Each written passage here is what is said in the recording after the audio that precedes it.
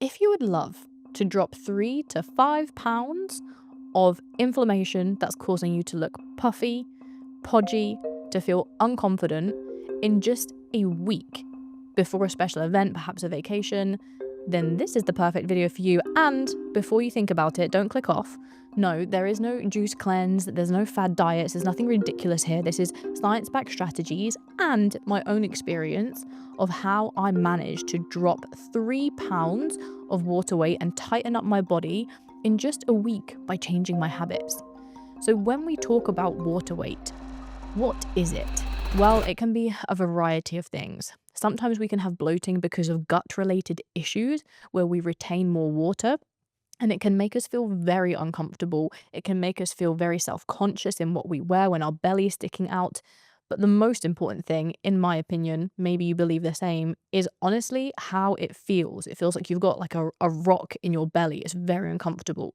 So how do we ease that gastrointestinal upset and get rid of the bloating? Not to mention the puffiness that we have from higher cortisol. Sometimes we notice it in our face. We're inflamed or your eyelids feel puffy when you wake up in the morning. That again can massively be improved. Natural hormonal fluctuations for females can cause water retention, but honestly, there is a huge amount that we can do to calm our bodies down, to help them feel fresh, rejuvenated, and it's a really simple process, which I'm going to give to you. Before I give you the 5-day anti-inflammation reset, there's one thing which you need to know. You do not need a fat loss phase or a cleanse, a juice cleanse, a fasting stint, or whatever ridiculous stuff is out there nowadays on TikTok. You do not need that in order to reduce your bloating and to feel energized and to look more tight, more defined within your physique. You can notice significant improvements without severe restriction. And here's the crux of the matter. Severe restriction through fasting or through juice cleanses massively depletes your body of energy, of what you need to keep your hormones stable. So, what happens when you are hungry, when you're more irritable, when you're more stressed because you're not feeding yourself anything or you're relying on green juices? You will spike your hunger hormones. And as your hunger hormones spike, it also puts you at risk of overeating or binging. Now, I don't know about you, but unless your willpower levels are up to here, then you might find yourself binging because you've tried to restrict massively, and that is a recipe for disaster. So rather, wouldn't you treat your body with love and care as you would a pet or a child and nourish it with good meals that have anti-inflammatory effects and don't leave you feeling starving but rather energized? And then your body looks amazing by the end of that. Does that not sound like a smarter protocol rather than going 5 days not eating or only drinking green juice? Really? Do we really believe that fasting and that green juices for 5 days is the smart thing to do? At what points did that come into play for being a healthy thing? Would you do that for a baby? Would you do that for a dog? No. So why would you do it for you? Stop treating your body as if you honestly are punishing it. Because the more that you treat your body with consistent fuel, love, rest, it operates like an incredible machine and looks amazing. Hey guys, just a quick little interruption to the video because I want to honestly say 10% of you who have subscribed, thank you. I really appreciate it. It allows me to keep bringing you incredible content, which I really hope is serving your health and your body confidence amazingly. And to those of you who haven't subscribed, why not? If you're finding value here, then please do me a favor, hit subscribe because it allows me to keep creating content just like this and it shows me what you love. I appreciate you. Hit subscribe and commit to becoming the best version of you. So now that we've got it out the way that any juice cleanses or fasting actually limits you from having the nutrients that you need to properly detox because your liver needs to use nutrients to detox your body, not to mention that it strips you of muscle and makes you feel absolutely horrendous. Now that we've got that out the way, let's talk about what we actually do to reduce inflammation. Step number 1 is obviously going to be the opposite of what we've just been talking about, which is not eating or starving yourself, but rather it's eating consistently high protein meals with lean protein sources and plenty of fiber. Detoxification that happened in the liver has fiber as a very important part of that process. So, therefore, we want to eat plenty of fruits and veggies. These can be lower in carbohydrate, they can be low calorie fruits and veggies. Think your leafy greens, think berries. They also have incredible antioxidant and anti inflammatory effects. And then lean protein sources, egg whites, chicken, fish, those are going to be great options for you. You can, of course, use protein powders, but go for minimally processed ones or ones that don't have huge amounts of sugar alcohols in there because those can cause bloating and gastrointestinal upset.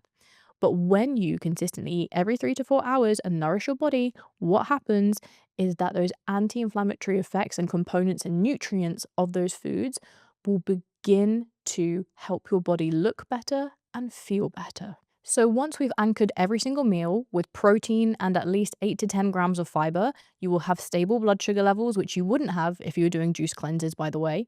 And now cortisol has come down, inflammation has reduced, and we are in a very good position to have more energy. And with more energy, what can we do? We can walk loads. Walking loads or as much as you possibly can do is fantastic because it supports lymphatic drainage. Now, why is lymphatic drainage so important? Well, by removing that excess fluid that is stored in the lymph, we can notice less bloating, less puffiness. You might have noticed this after a flight. If your legs or ankles have swelled a whole lot, I remember that happened to me once and I went for a lymphatic drainage massage afterwards and it was incredible. It's like my legs reduced in half the size. And that is because we will store more water if we're having more inflammatory foods, if we're having higher cortisol. So, by you having better energy levels, consistently low cortisol, and then walking plenty, you will start to drain that retention of fluid in the body and you will look way leaner and much better for it. Step number 3 is so underrated and possibly the most effective, which is hydrate. Hydrate as much as you possibly can do.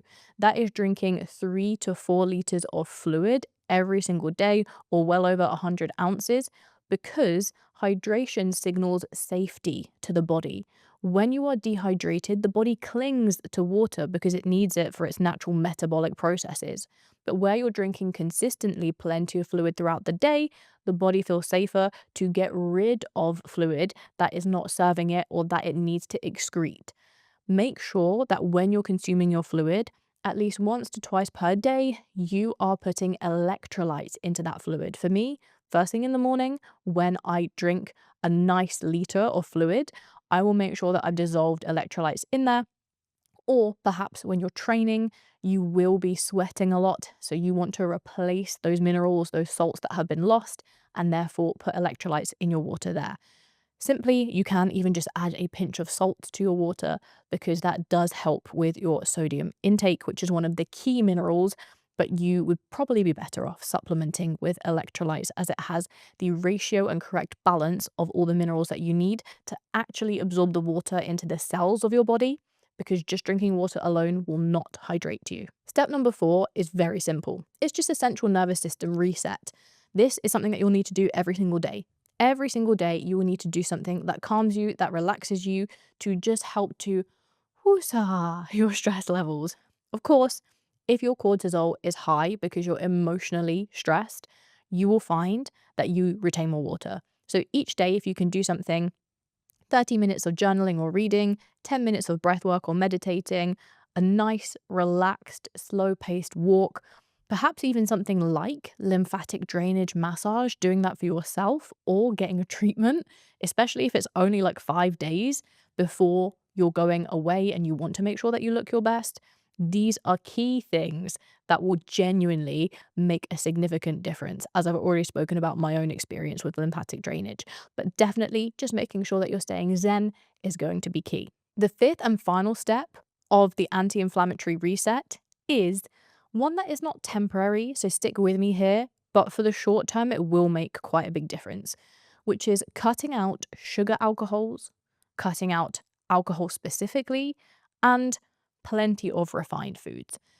I don't want to label foods as good or bad, but foods that have been more refined or processed, such as seed oils, high sugar foods, they do cause an inflammatory response in the body. So if we can limit these, That's going to be very helpful for the gut and to reduce bloating, as will the reduction of sugar alcohols, different sweeteners, aspartame, sucralose, maltitol, all of these sweeteners, which, yes, okay, is great because it gives us that sweet kick and we don't get in as many calories as if it was sugar, but they can cause gastrointestinal upset. A personal experience here: when I was competing as a natural bikini athlete, I did need to make sure that I reduced as much bloating as possible before I got on a bodybuilding stage. And so for the 2 weeks before my bodybuilding shows, I had zero sweeteners. And I did really notice that my midsection was tighter than it had ever been before. It's something that is not really sustainable, to be honest, to cut out these foods and these sweeteners for a long amount of time. And I do not advise significant restriction, but if we're talking 3 to 5 days so that you feel like you flushed out all that excess fluid and puffiness and you feel better, then why the hell not do that? Do not make me have to explain to you, though, why alcohol is something that you should not be consuming if you are aiming to reduce your bloating and your puffiness. One sip of alcohol can cause you to feel bloated and cause so much damage. It's like pouring gasoline on a fire. Your digestive tract will become damaged, inflamed, bloated when you consume alcohol. So alcohol is a no-go. Do not think that you can consume alcohol and look your very, very best. It is impossible. Just so that you can see, for a little bit of context here, before I went to Thailand last month, I was feeling a bit stressed. Work was pretty intense. I had some personal things going on, and I hadn't necessarily been eating in the best way, kind of relying on convenience food here or there. And I knew that my body was capable of looking better. I knew that it wasn't fat that I needed to lose, but I was just puffy and inflamed. So this is exactly what I followed. And after a week, I saw huge differences. After 2 weeks, I thought that I had lost body fat because my body looked that different. So I'm going to flash up the video for you of how much space I had in my jeans after 2 weeks of doing this, because I had a little willpower to do it for 2 weeks. And I felt so confident. And by the way, if you don't already follow me on Instagram, then click in the description box below, where I give out so much information on how you can lose body fat faster, stay strong, and balance your hormones. If you enjoyed this video, please hit subscribe, because there is plenty more where this came from. And I hope that this video works for you. Let me know in the comments how you find it.